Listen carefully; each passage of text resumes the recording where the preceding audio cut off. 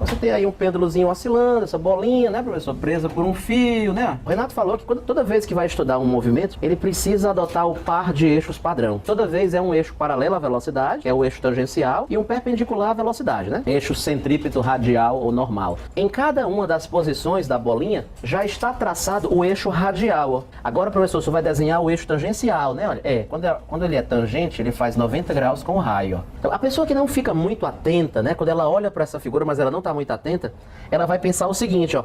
Ah, eu já entendi, professor, par de eixo, já entendi. Fica sempre assim, um eixo na horizontal e um vertical, né? O X e o Y. Ah, essa matéria é tão fácil, eu já estou entendendo tudo. A pessoa está entendendo errado. Porque não fica sempre X e Y. Não, não, não. O eixo vai rodando com a bolinha. O eixo azul, ó, sempre passa pelo centro, ó. Caracas, e o vermelho, ele é tangente, ó. Quando a bolinha roda, o par de eixos roda junto com ela. E aí, como é que eu sei qual é a força que eu vou ter que decompor? Aí tem que ver, né? A gente sempre decompõe, Renato Brito, aquela que está fora do par de eixos padrão. Exceto na posição número 3, né? Em todas as outras posições, qual é a força que está fora do par de eixos? É o peso, professor. Eu percebo claramente que o peso está fora do par de eixos. Então, na oscilação do pêndulo simples, o Renato estava explicando que eu tenho que decompor o peso. Aí a pessoa levanta a mão e fala assim, ah, já decorei. Toda vez que for um pêndulo, decompõe o peso. Mas não é verdade, né?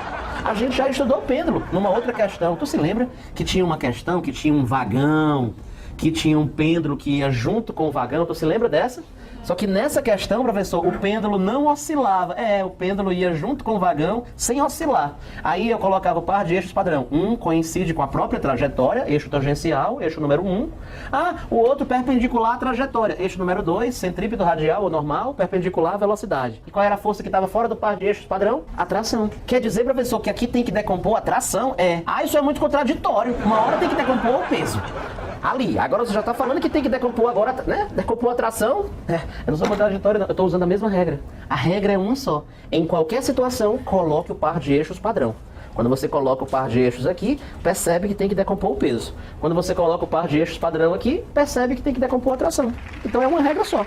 Use o par de eixos padrão. Então eu vou fazer esse desenho aqui, pessoal. Olha, vou pegar essa bolinha, que está nessa posição aqui, ó. Vou desenhá-la ampliada, bem aqui assim, para a gente fazer o estudo, certo? Bom, o ângulo, geralmente eu chamo de alfa, o ângulo que o fio faz com a vertical. Bora combinar isso? E aí vamos lembrar da nossa geometria plana, olha. Duas paralelas e uma transversal. Aí a gente pode dizer o seguinte, ó. Se esse ângulo for alfa, esse ângulo bem aqui assim também é alfa. Eles são correspondentes, né? E a força peso, ó, ela tá bem aqui assim, naquela figura, a força peso, ó. Se esse ângulo for alfa, bem aqui no sovaco dela, né, professor? Bem aqui no sovaco dela. Esse outro ângulo bem ali assim também é alfa. E aí quando você decompõe, vai ter a componente P colada e vai ter a componente P sem a cola. Como a cola é esse alfa, a componente colada bem aqui assim, ó, é a P cosseno. A P cosseno é que fica o quê? É que fica lutando contra a tração. E a sem a cola é o P seno, bem aqui assim, né?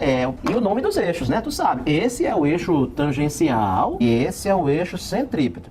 Aí, professor, como é que fica a segunda lei de Newton na direção centrípeta? Como é que é? Pegando só as forças que estão em cima do eixo centrípeto. Força resultante na direção centrípeta é sempre as pra dentro menos as pra fora. Ó. Então, no caso aqui, ó, as pra dentro menos as pra fora. Mois, vai ficar quem menos quem?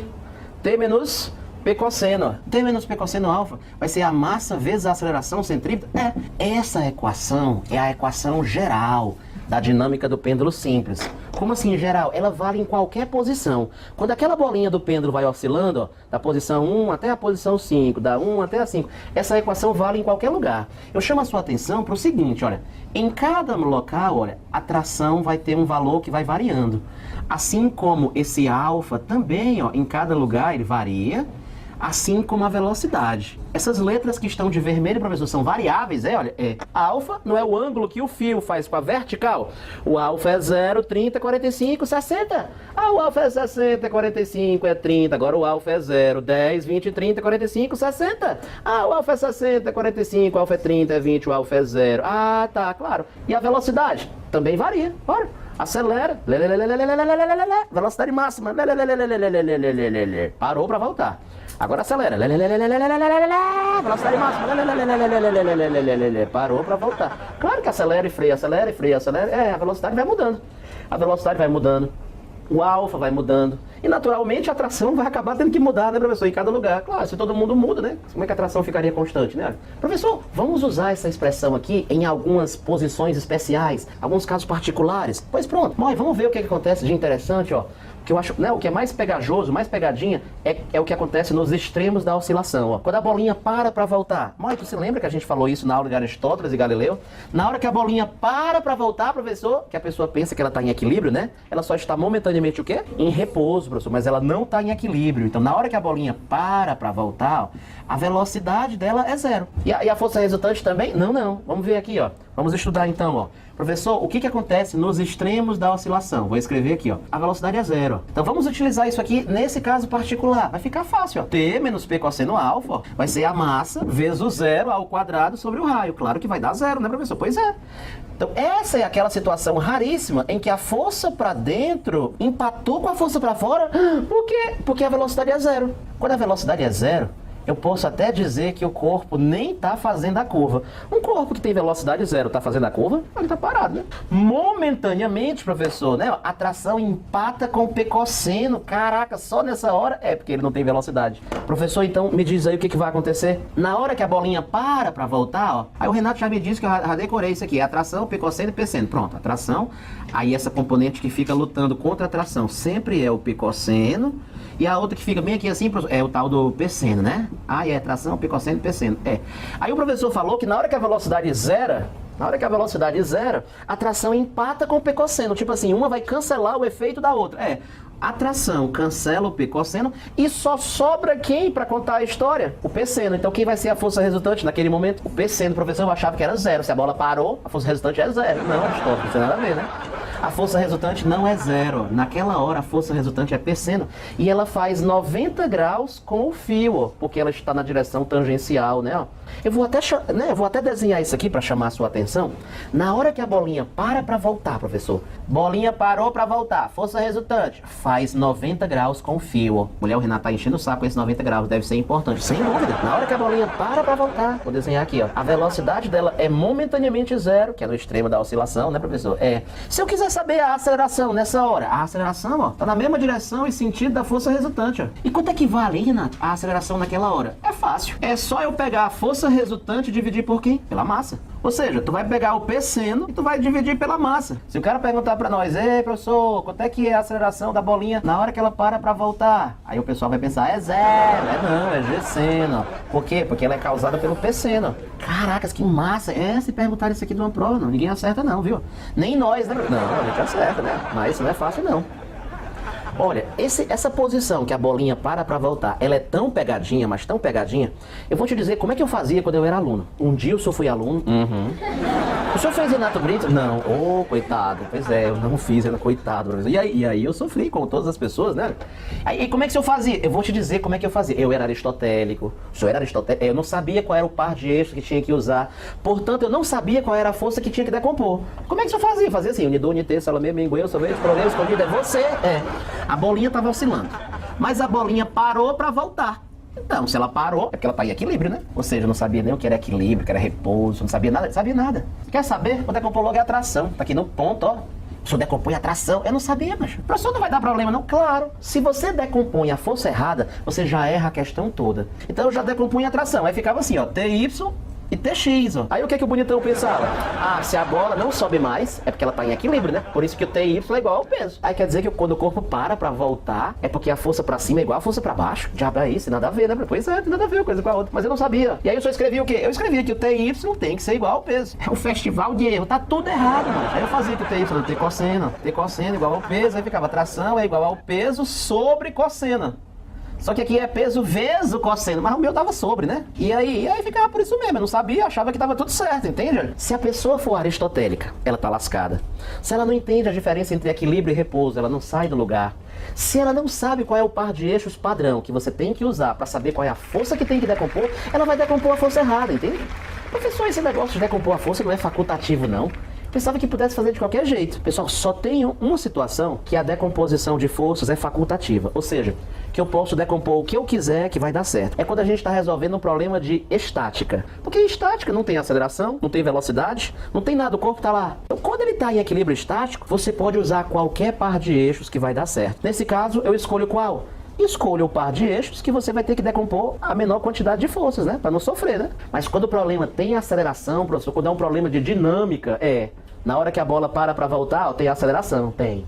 É dinâmica, não tem perdão. Ou usa o par de eixos padrão ou perde a questão. O senhor está querendo, professor, que no dia do meu vestibular eu ainda vá lembrar que vai ficar tração, pecosseno e peceno? Eu não acho que eu vou lembrar disso aqui, não, professor. Eu acho que eu vou me esquecer. Ah, você não vai esquecer, não, sabe por quê? Porque isso daqui, pessoal, não é a mesma coisa, mas parece a decomposição do plano inclinado. Ó. Como é que era o plano inclinado? Não se lembra, não? O plano inclinado bem aqui assim, ó. E bem aqui assim o alfa, ó, do plano inclinado. É como se isso aqui fosse a normal. Pois pronto. Exatamente, ó. Normal, pecosseno e peceno. Isso aqui eu vou ter que decorar. A minha amiga, sem querer, já guardou, né? Eu já decorei, pessoal. De olho fechado, eu racei, ó. T menos pecosseno alfa, igual a MV2 sobre R. Pois é. Inclusive, pessoal, no outro extremo, tanto faz, né? A tração aqui, professor, né? Ó, também empata com pecosseno. Também. E aí só sobra o peceno aqui para contar a história. Mas vamos fazer uma coisa diferente, professor. Bora. Vamos estudar, pessoal, essa posição aqui mais baixa da oscilação, ó. Na hora que a bolinha tá passando aqui por baixo. Ei, deixa eu te perguntar uma coisa, Moi. Na hora que a bolinha passa bem por aqui assim, quem vai ser maior? A tração ou o peso? Não dá uma vontade de dizer que é igual, né? É universal a vontade de dizer que é igual, né? A explicação é porque o seu cérebro olha pra cá e ele tá vendo uma bola parada. Força resultante na direção centrípeta, força para dentro menos a força para fora. T3 menos o peso é a massa vezes a aceleração centrípeta. T3 é igual ao peso mais alguém. Como esse alguém é positivo, com certeza quem vai ser maior, T3 ou o peso? O T3, professor, é maior do que o peso. Aliás, Renato, eu percebo que ele poderia ser igual ao peso. Eu também. Quando esse termo bem aqui assim fosse o quê? 0. Aí é aquilo que a gente falou. Renato Brito, cara, quando é que esse termo seria 0? Primeira opção seria o raio ser o quê? Raio infinito, ou seja, raio infinito significa que a trajetória não teria concavidade. A trajetória seria o quê, pessoal? Retilínea. Essa seria uma opção. Mas a outra opção seria a velocidade lá embaixo ser o quê? 0. Renato, cara, como é que seria a velocidade lá embaixo 0? Seria assim, ó. A bolinha tá oscilando, aí tu pega essa bola e diz assim, ó. Tá pra sequetar? Tá me deixando nervosa. Pare aqui, por favor. Pronto. Vala, coisa mais sem graça. É ridículo, né? Se a bola estiver parada, claro que a tração vai ser igual ao peso, né? Mas que graça vai ter, né, professor? Renato Brito, cara, essa tração durante a oscilação do pêndulo, tem como eu saber quando é que essa tração é máxima e quando é que essa tração é mínima? Tem! Tu percebe, cara, que a tração depende da velocidade da bolinha e do cosseno de alfa, e do alfa, né? Professor, quando é que essa tração vai ser máxima? Meu amigo, essa tração vai ser máxima quando a velocidade for máxima, né? For bem grande, né? E quando esse cosseno for bem grande também, né? O maior valor que a função cosseno pode ser é 1, que acontece exatamente quando esse alfa vale quantos graus? 0, professor. O cosseno de 0 é 1, já aprendi. Então, Renato Brito, cara, para a tração ser máxima, a velocidade tem que ser grande e o cosseno também tem que ser grande e, de preferência, eles têm que ser grandes ao mesmo tempo, né? Porque se um for grande quando o outro for pequeno, né, professor? Não tem graça. Professor, e aí? Será que tem alguma situação? Tem, cara. Na hora que a bola passa pela posição mais baixa da oscilação, ó, quando ela passa pelo ponto mais baixo, não é exatamente lá que a velocidade é máxima? Caraca, no ponto mais baixo da oscilação, a velocidade é máxima e por sorte, lá embaixo, esse alfa vale quanto? 0, e o cosseno de 0 é 1, que é o maior valor do cosseno também. É muita sorte. Tô na posição mais baixa, professor, no T3, ó. E professor, e a tração mínima? A tração, para ela ser mínima, é interessante que esse termo aqui seja pequeno e que esse seja pequeno, né? Olha, o menor valor que esse termo pode assumir é 0, que é quando a bolinha para voltar, né? Nos extremos da oscilação. Na hora que a bola para voltar, esse termo aqui é mínimo, que ele é 0. E na hora que a bola para voltar, é quando aquele alfa atinge o maior ângulo. Qual é o maior ângulo durante a oscilação? É quando a bola para voltar, ó. O alfa é 0, 30, 45, o alfa é 60. Vamos supor que 60 seja o máximo. A partir daí ela vai voltar, ó. 60, 45, 30. E o maior ângulo é quando a bola para. A função cosseno, ela é uma função decrescente. Quando o ângulo atinge o maior valor, o cosseno dele atinge o menor valor, né? Então, nos extremos, professor, o alfa vai ser grande e o cosseno dele vai ser o menor valor, vai ser mínimo. Esse termo é mínimo e esse termo também é mínimo, que vai ser zero, exatamente no extremo da oscilação. Por isso que no extremo da oscilação a tração vai ser mínima. Uma outra coisa que é interessante, Moi, é você entender como é que fica o diagrama da força resultante que age na bolinha do pêndulo simples durante a oscilação. Começando aqui, por exemplo, pelo extremo da oscilação. É quando a velocidade é zero, né, Renato? Aí a tração empata com o P cosseno, isso eu já disse. Aí quando a tração empata com o P cosseno, ó, aí só sobra quem para contar a história? O P seno. Isso, é por isso, professor, que no extremo da oscilação, a tração cancela com o P cosseno e a força resultante é o P seno. Beleza. Claro que do outro lado, né, a coisa se repete, ó. E professor, e na hora que a bola passa bem por aqui assim, ó, que ela tem velocidade, ela não tá mais parada. Na hora que ela passa bem por aqui assim, ó, vamos organizar as ideias. Você vai ter uma força resultante na direção tangencial e uma resultante na direção centrípeta. E na direção centrípeta, quanto é que vale essa força resultante? Olha, na direção centrípeta, a força resultante vai ser a força maior menos a menor. Ou seja, T menos P cosseno alfa. Pois pronto. É exatamente isso, ó. Vou até escrever bem aqui assim, T menos P cosseno. E essa bem aqui assim vai ser quem, pessoal? P seno. Então a força resultante mesmo, vai ser o quê? Bom, vai ser a resultante dessa com essa e vai dar assim, ó, uma força intermediária. Como assim intermediária? Ela nem é totalmente centrípeta, nem é totalmente tangencial. Ela fica meio termo, é a resultante nessa posição. A mesma coisa vai acontecer aqui, ó. Vai ter aqui a T menos P cosseno, vai ter aqui a P seno, e a resultante nem é centrípeta, nem é tangencial. Ela fica assim, intermediária, né? Isso, ela fica assim, intermediária, ó. E professor, e na posição mais baixa, como é que fica a força resultante? Facílimo, lá embaixo, quem é maior? O T3 ou o peso? Aqui, professor, o T3 é maior do que o peso, por isso que a força resultante vai ser T3 menos o peso. Com certeza, professor, ela vai ser o quê? A força resultante aqui vai ser totalmente para cima, totalmente centrípeta, sem nenhuma componente tangencial, perfeitamente. Uma outra coisa que alguém poderia perguntar é o seguinte, Renato, isso aqui é a força resultante em cada lugar. Mas como é que ficaria o diagrama da aceleração resultante? Vocês já sabem que a aceleração resultante, em qualquer lugar, ela está simplesmente aonde? Na mesma direção e sentido da força resultante. Então, se eu sei, professor, cadê a força resultante, ó, automaticamente eu já sei cadê a aceleração resultante, ó. Claro, ela está na mesma direção e sentido da força resultante, ó. Mulher, eu pensei nisso. Você pensou muito bem. É exatamente isso, olha.